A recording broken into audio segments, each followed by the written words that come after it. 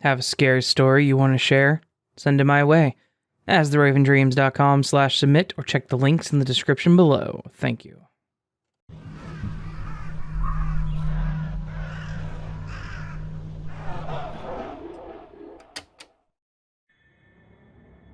I can't help but think back to my childhood and see how insanely strange it all really was. As an actual child, it somehow never seemed very odd, but now, looking back, now it definitely does. Most of these were in the town of Elk City, Idaho, and some of these events seem very connected. It all started out when I was about 1.5 years old to 2 years old. I was smart for a young kid, my parents always said, and I learned to talk at a very young age. My mom remembers me at that age crying and telling her that I didn't want to sleep in that room ever again because the Eskimo baby doll looked at me and nodded. She said that I then proceeded to do a nodding motion. She removed the doll from my room, but it still exists in storage in my other house. She finds it specifically strange because I was super honest, and toddlers that young don't typically lie whatsoever. I seemed genuinely shocked and terrified. The next strange experience were the dreams that I had around this time period as well. Strange, vivid dreams.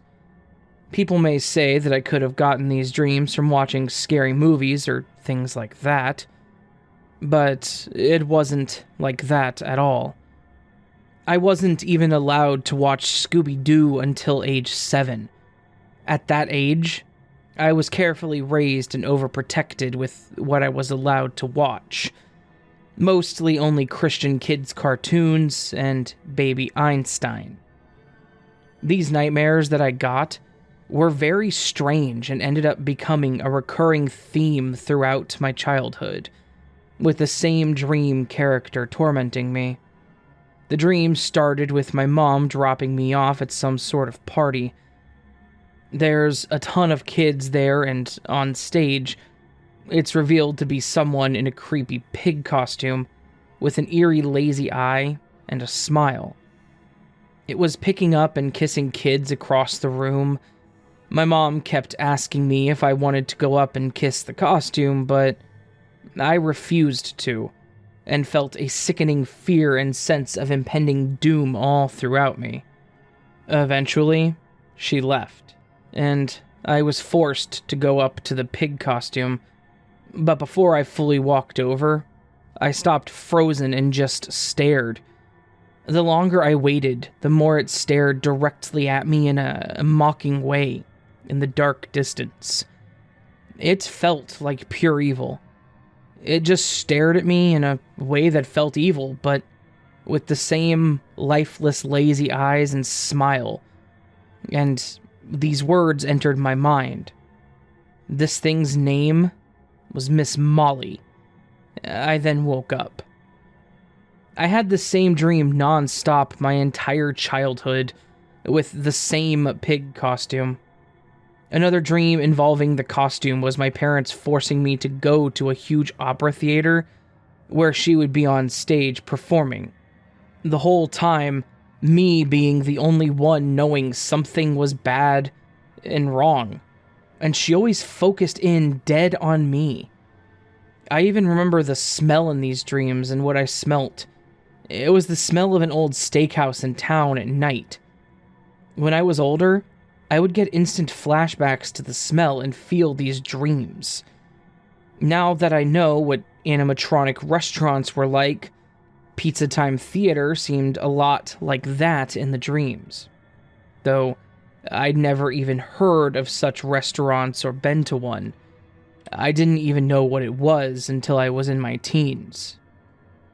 Around this same time as these dreams, my mom said I would always not go into my room and tried to stay out with her as much as possible, and when she asked why, I would say, "Geefy is in my closet."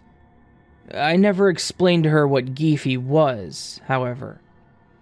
More incidents after, at around 3 to 4 years old, including me being terrorized by shadow hands.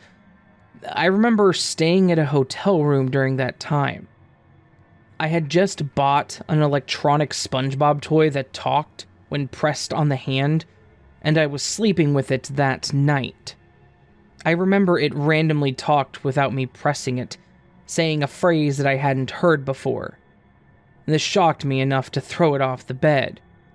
Later that same night, I heard knocking on the hotel window. I looked out, and through the curtain blinds, I saw the shadow of a long, stretched-up arm reaching up into my hotel window and making the devil horns sign with its hand. I remember that I then hid under the covers the rest of the night and fell asleep. I would have not known what that symbol meant at that age.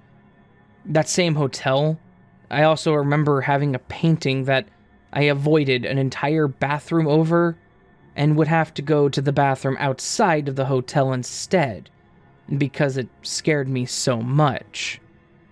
I remember nothing of what the painting was, only the true horror it invoked in me, and told me it wasn't safe to even look at it. As I got older, 6 to 7, the paranormal events started to back up a lot harder than ever. The shadow hands, they never went away, but now there were more. I started having more dreams of the pig costume that I dreamed of as a toddler, but in different scenarios. I dreamed one dream that the pig costume lured me into my grandmother's barn, where they were cooking and boiling people alive, and torturing them in various ways.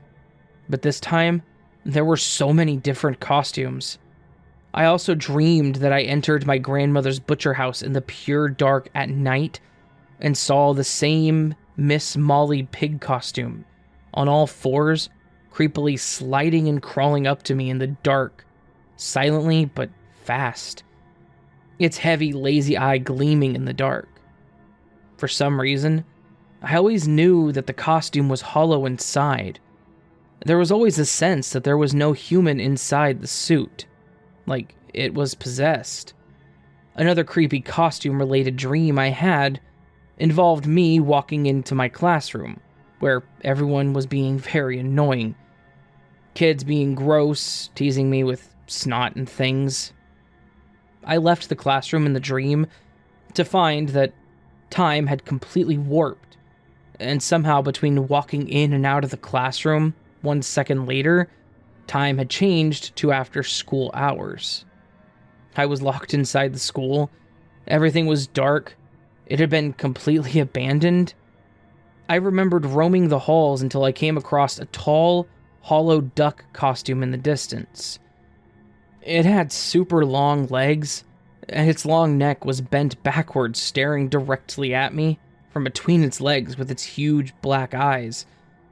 It said, in a creepy voice, "I'm home," and then proceeded to come after me.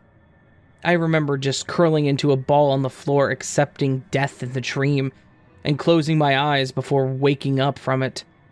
I had too many creepy costume dreams to count, but those were some of the most memorable. Besides dreams, creepy encounters when I was alive happened constantly. I remember I had a whirly-gig windmill toy that would spin and spin on its own at a certain time at night, and a creepy tall giraffe toy that I would see blink at me. I also remember the strangest memory of my childhood, in which I woke up in the middle of the night to an entire scene being played on my curtains. It was like my curtains had been turned into a movie theater screen, playing some kind of vision. In this vision, it showed a super destructive storm crashing everywhere, a huge sense of turmoil and panic, and a huge sailboat in the distance. On this sailboat, it was a puppet crying and screaming for help. He was looking at something in the distance on the huge ship deck that he was lying on, coming closer and closer to him as crates crashed everywhere. I didn't want to see what happened next. Everything in me told me not to see what happened next. I tried to look away, but everything that was dark in my room from the night, the scenes would begin playing on. Even when I closed my eyes, I wasn't safe of seeing the whole scene play out before my eyes. I've never heard of any other experience like this. I then ran to the living room eventually. On my way, the walls were still playing the scene every time I glanced. I looked at the clock, and specifically remember it being 7 a.m., and feeling safer knowing that I wouldn't have to sleep for long. It then stopped. I never experienced anything that wild again. That is, until years later when my grandmother went missing in our technology-deprived hillbilly town in Idaho, and we were woken up in the middle of the night to help go search for her. The night will always be one of the strangest that I've ever had, or maybe the strangest. It's when I think I encountered some kind of demon. Everyone was searching for her, scared, and I had to stay back at the camp with some relatives. I remember I saw this, I'll just call it a hallucination, that seemed to look like the character Lakitu in Mario. He asked me if I wanted to make a contract with him to work for him. I accepted. I remember how real he talked to me, how he felt. It felt much more real than any imaginary friend or something of the likes. I acted as I worked for him and did silly tasks for him, but with time, they got stranger and stranger. This hallucination stayed with me far after the search party found my grandmother and we returned home. For a full year he stayed. The more he stayed, though, the more he started showing his darker side, revealing himself to be more and more manipulative, and basically a huge jerk. The time when I realized I wanted him out of my life, and he became worse and worse to me, I'll always remember because my mom said how I scared her. During this time period when we stayed looking after a friend's house while he was away, and how I didn't behave as usual. She even asked others for help because I was out of character, violent and horrible. During this same time period, I remember the Lakitu turning on me the most and showing himself more and more visibly, all around me, not leaving me alone, laughing at me, mocking me. I remember the more he stayed, the more his friends appeared. They looked like demons. I remember there being a red one who felt female and had a strange sexual vibe to it that did overly disgusting acts that I won't get into, and other things. I remember once I was fed up with this Lakitu hallucination, and the others with it, and I told him to leave me alone and never come back. I'll never forget seeing a stairway up to the sky appear, and them running up it, cackling and laughing, screaming, mocking me as they ascended. I never saw anything like that again. A similar encounter, however, happened when the pig costume nightmares came to an unexpected stop, when I had a vivid dream in which a protective-type creature entered the dream and told me that I will never have to see Miss Molly again. But, in order to never have to see her again, he would have to sacrifice his life for me, and I would never see this good entity again either. I accepted this, and I dreamed a long battle which ended in him giving me a giant hammer and crushing a shrunken-down version of the costume, killing it permanently. I remember how disturbing it felt, feeling all its bones and organs crush and underneath the hammer. The protector spirit then died. I never dreamed of the pig costume that haunted my dreams for years and years as a kid ever since. Not even once. Even up until now. It actually worked somehow. Strange. Weird nightmares still persisted, though, and more paranormal incidents, too. Too many to list, but Some including me finding a Mario toy from a thrift shop that had a creepy, depressing, heartbreaking vibe to it that I can't explain. Even my dad said that it felt creepy.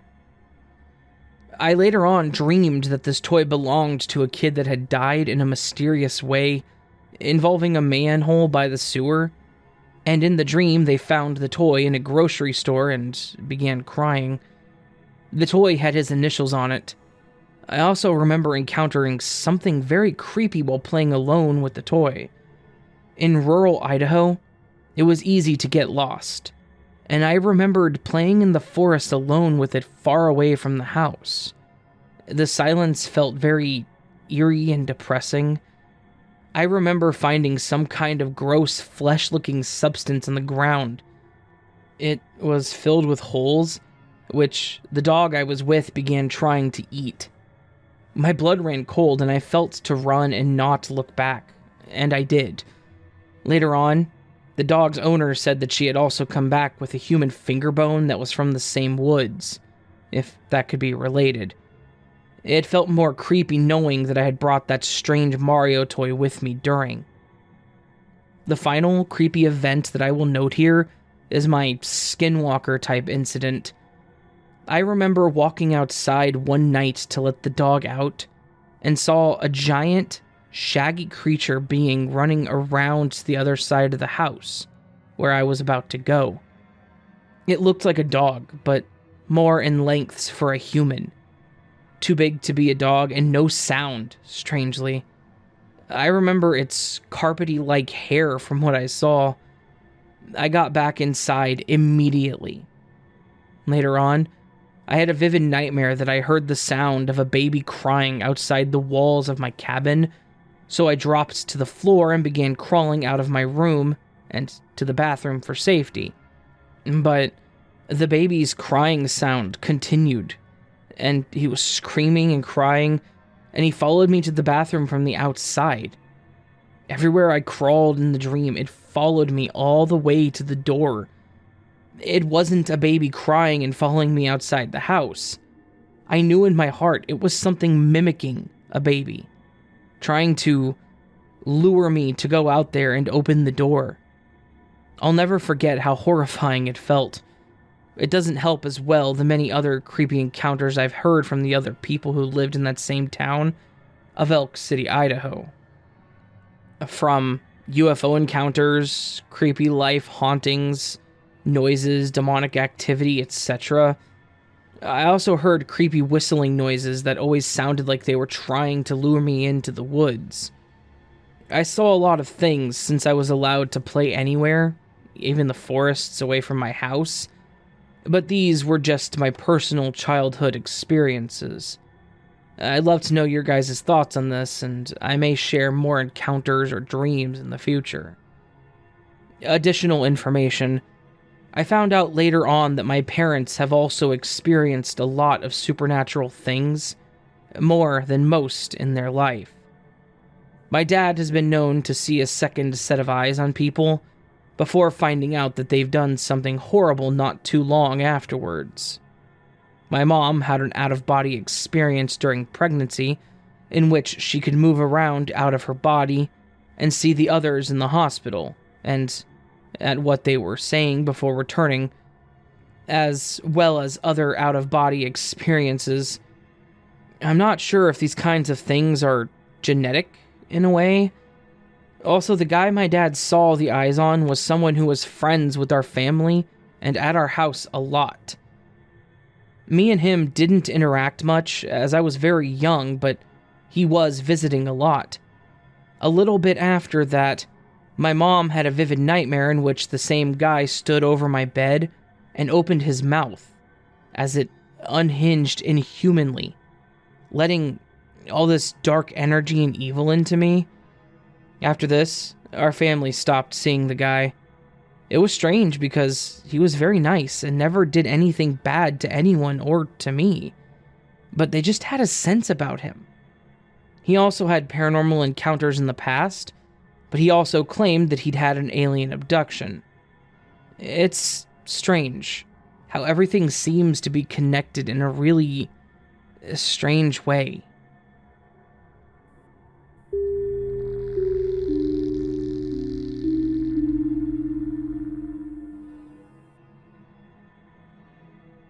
When I was about 16, in 2010, my family moved from Fairbanks, Alaska to Williamsburg, Virginia, and we wound up in this strange neighborhood.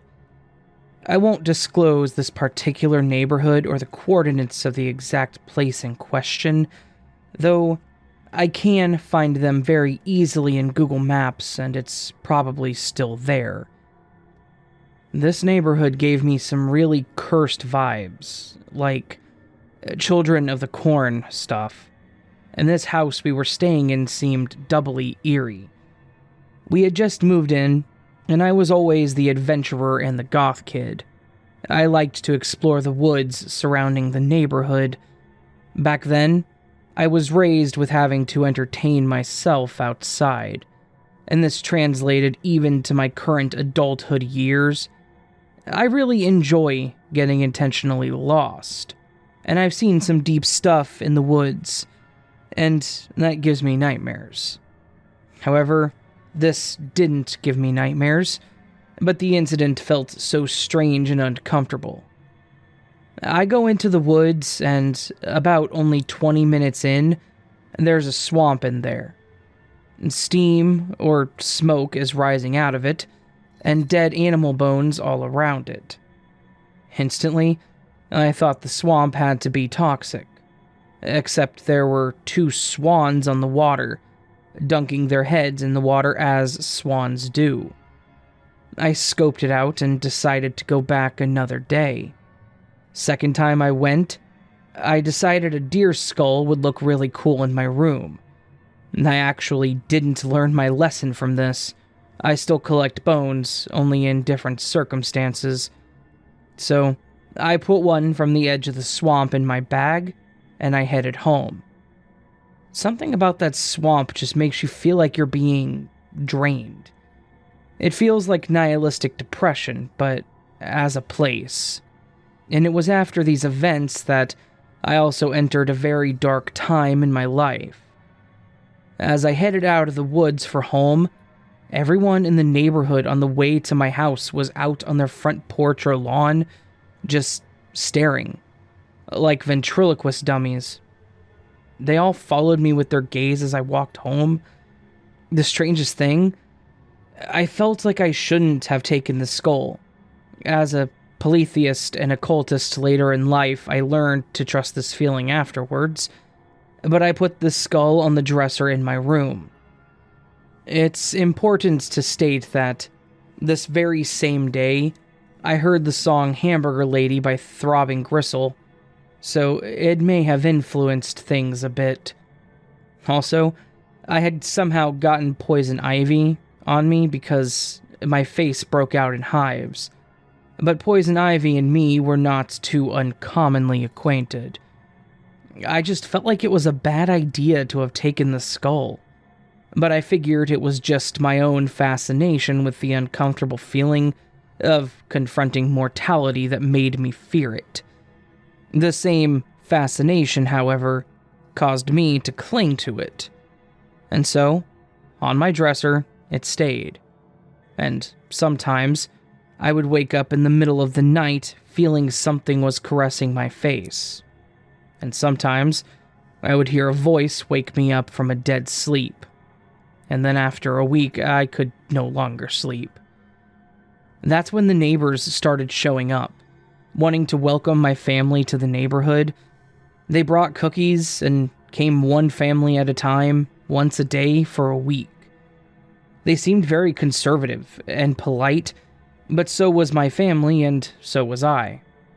And every family that visited asked me the same thing, since my parents made it a point to tell them that my now scarred up and oozing face was not acne, but poison ivy.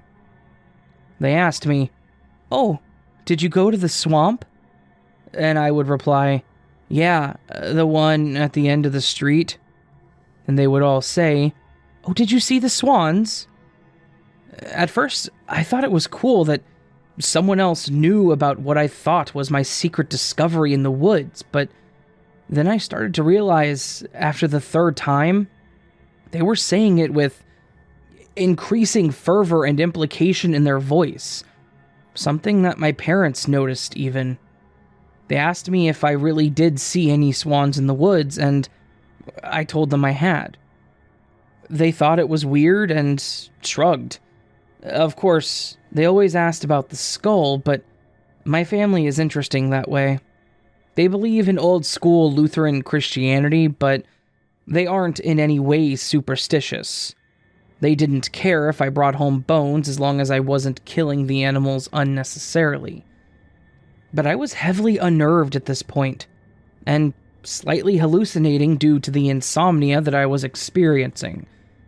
The feeling of something standing by me or over me became very real and very scary in my room, even while awake and even during the day. I did something a 16-year-old Christian kid wouldn't usually do. I had a seance. In part because I was very lonely and hoped for a friend from beyond the veil, and in part because I wanted to try to smooth things over with whatever it was. A few Google searches later, and in the dark of my room, with only a candle lit, I started to close my eyes and address the entity directly. The room got really cold, and as I spoke to it, the television in my room turned on to static. My radio turned on to static, and the skull fell off of my dresser. I freaked out, and the next morning, I don't remember much between then and the next morning, I stuffed the skull back into the bag and went out to the swamp. The swans were there on the swamp still. I instantly placed the skull at the edge of the swamp and apologized to whatever entity was pissed that I took it. And, like a man hypnotized, some strange insanity called me towards the center of the swamp, to a small peninsula in the middle of it where a tree grew. I tried to walk back from the tree. The grass gave way to mud, and I began to sink. Though a giant 6-foot teen boy that I was, I pulled myself out of the mud after quite a bit of struggle, though it had extended halfway up my waist, and then I walked home. The neighbors stared at me like they did when I took the skull as I walked home, muddied from the belly button down. I went into the house and my parents asked what happened. I told them I had stepped into deep mud in the swamp and sunk. The creepy stuff slowed, but the next week, the landlord exploded with anger at my family because he did not want to make repairs to the house and then told us to leave. He didn't evict us, of course, because he couldn't legally do so. But he said he would not be making any of the repairs, and that he preferred that we leave. So, he let my family out of the lease, and we moved from there. I was friends with a girl in the neighborhood who was incidentally the first person to ask about the swans. We kept in touch until the day I moved out, and then she shut down her Facebook, and I never heard from her again. Last February, I planned to go back. I wanted to see if there were swans there still, and bones, but with more fleshed out knowledge of the occult and my own belief in the goddess of Brigid. I have wondered for a long time if the dead animals were offerings to the swamp, as ancient Celts used to do.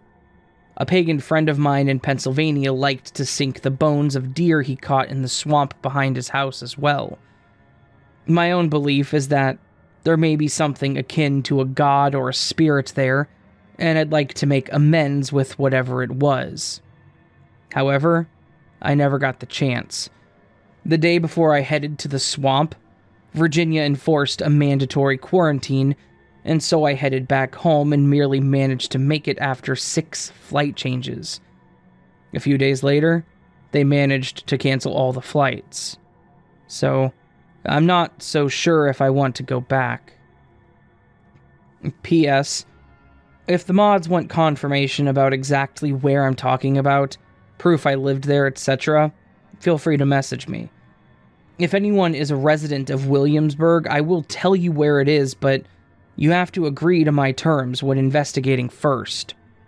I don't want anyone harmed on my account, nor do I want to risk angering the entity, if there is one, a second time. nor do I want to bring bad press to the people that live there. I don't know anything for sure about their involvement.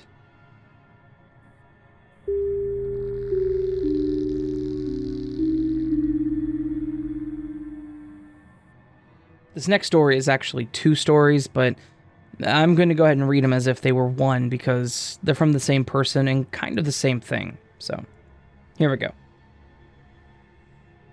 So what I'm about to tell you is based off of my own experience and understanding of what I have been made to understand by these beings.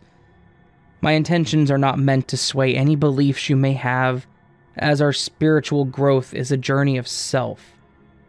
During my first encounter, I was meditating in order to connect with the energies around me, both in the earth and all around me. I was able to see the whole of my being form blue-white roots of energy and spread throughout the ground beneath me and connect to all living things around me. I could see their life energies surrounding them, being connected by webs of light between all things. I could feel my consciousness bleed out into the roots and webs, and I was able to connect to them and become one with them. I could feel their life within me and my life within them. I became one with all living things around me, and I wanted to connect with more than that of the earth. So I stretched my consciousness out into the sky and let myself bleed out into the cosmos. Within seconds, I saw a white hole of energy open up in front of me. It was a circle of white light surrounded by a golden aura, and inside this I witnessed 3 beings standing in front of some sort of large, flowing metallic object. Whatever they were, everything was white. I could not see a floor, walls, or a ceiling. It was just absolute white.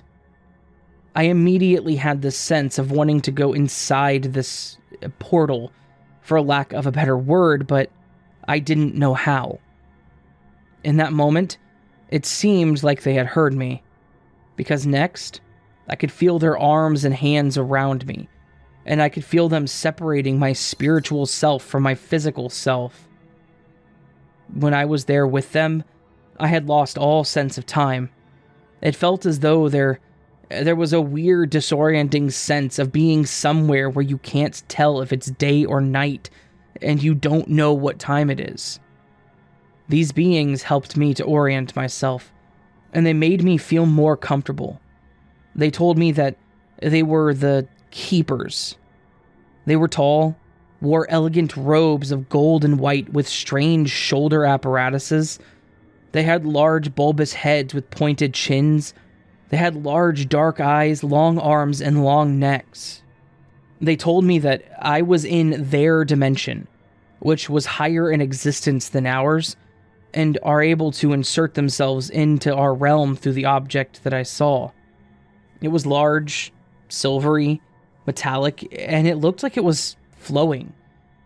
It had a strange colored light orb flowing from within it, and it could react to those beings' movements like it was their own. I asked many questions, but these answers were the most important to me, and so I feel like I should share them with you. What humans call God is the absolute consciousness of all sentient beings, living through the past, present, and future. What we call life is accidental and therefore sacred. These beings know that, and they've been watching us since our beginning.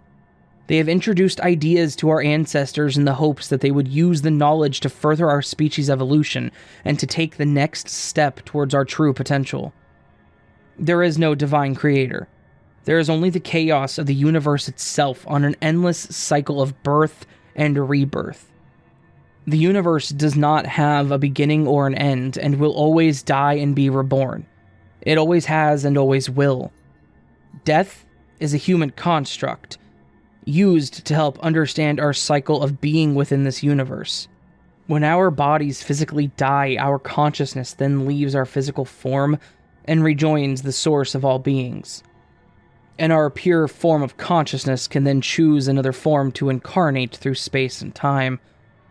based on the vibrational state of our physical being, our spiritual resonance at the time of our death, meaning if we were good or not. It determines whether we ascend or descend into our next cycle of life. And that's where the notion of heaven and hell throughout many of the world's religions comes from, and have been completely misunderstood.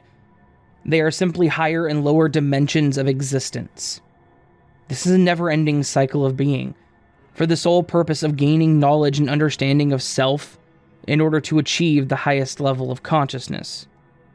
If anyone has had a similar experience, please let me know. I would love to discuss these things further. Despite hateful comments from the hardcore skeptics, here I am, still posting my own experiences as I experience them.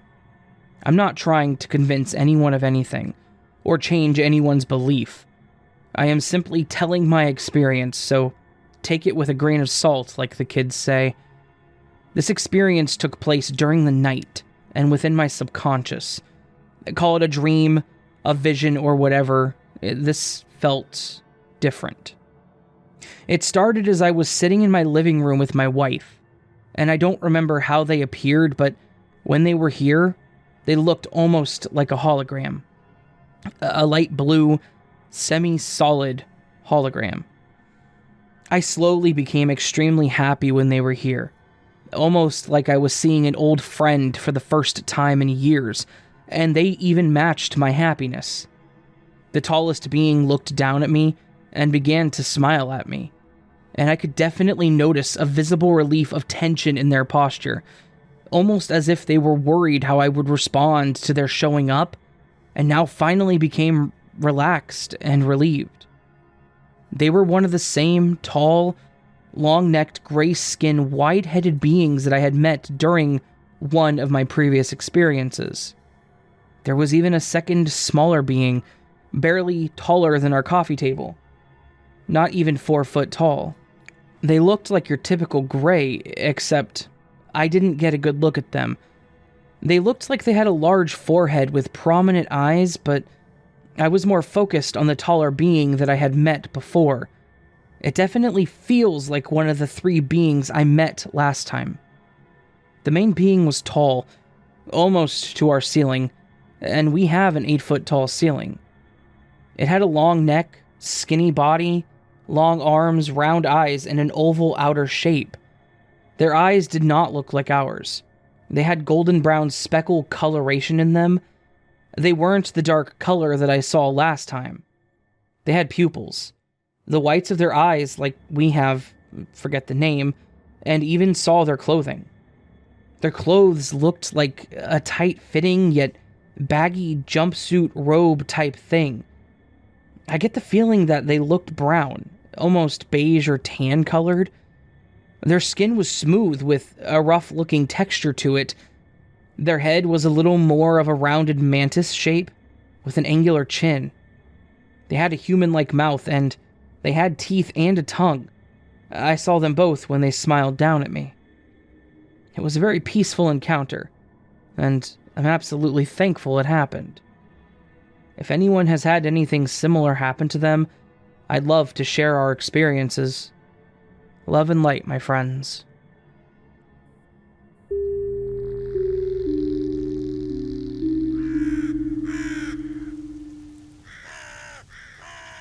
So that was a collection of 3, or 4, depending on how you look at it, incredibly interesting, true, scary stories. I don't want to give the last one the incorrect moniker and say it was scary because the person did not seem scared in any way, shape, or form, but some people who hear it may think it's a scary situation to find a being that you're not used to, don't know, and don't understand. Much love to all the original posters of these stories that let me read them for my channel. I absolutely appreciate it more than you guys will ever know, and I appreciate every single one of you listeners that got to this point, or ones that turned on the video, downvoted it, and then turned it off. Thank you to you as well.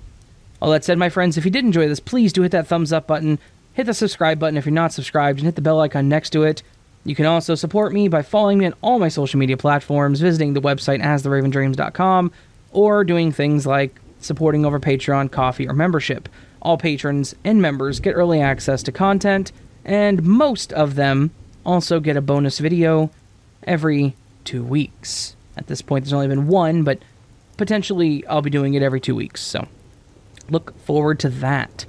And as things grow, maybe I'll add more stuff. Not really sure yet, but anyways.